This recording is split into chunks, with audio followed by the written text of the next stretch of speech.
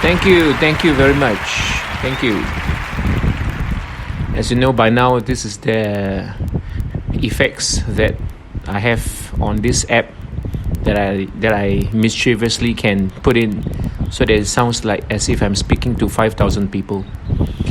Today I want to talk about the second part of a topic which I started to talk about 2 days ago, which is the link between environmental injustice and how we adapt to climate change.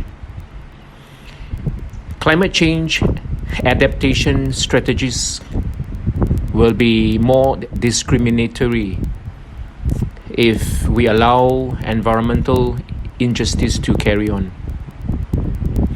So one of the main questions in this podcast which I want to ask is, can more equity in how we adapt to climate change helps to improve adaptation strategies as a whole?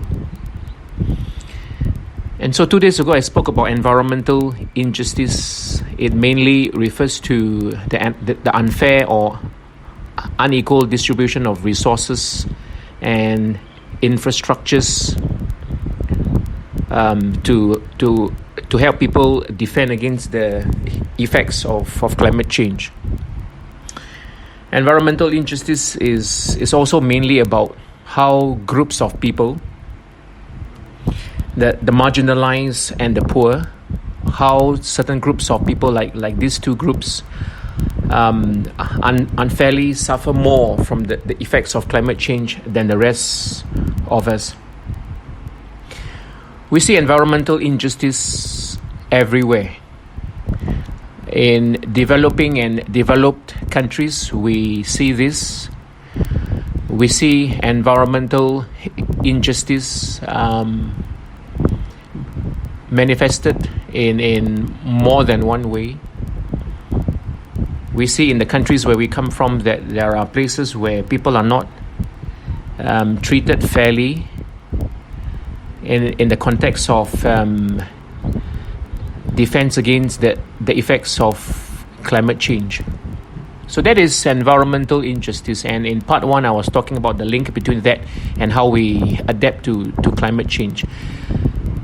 So climate change adaptation, which mainly is referring to increasing resilience of people towards the effects of climate change.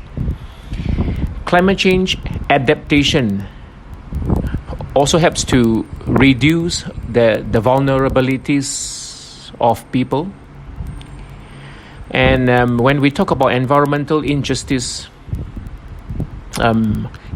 adapting to climate change might actually prove to be more expensive if we do not identify and resolve the problem of environmental injustice. Environmental injustice will cause adaptation strategies to be less effective. Not only for the groups of people that we were talking about, but less effective for the larger population as a whole. And that may actually mean that we are using resources in a manner that is wasteful. So there's a lot of reasons for us to stop environmental injustice. Environmental injustice will actually just help to make climate change adaptation strategies more discriminatory. It will make adapting to climate change more costly, more expensive. And one of the things we will also see when we do not resolve the issue of environmental injustice is that we will see adaptation strategies and climate policies and legislations will be less focused. When we are able to identify and resolve environmental injustice, adaptation strategies and the policies and legislations related to climate change will be more focused. They will actually be seen as more focused the policies and the legislations will also be more holistic when they reflect more equity. So in this short podcast, which is meant to be a continuation or a follow-up to the first one, I hope I have shared with you a few more things that attempts to show you the relationship between how we adapt to climate change and environmental injustice.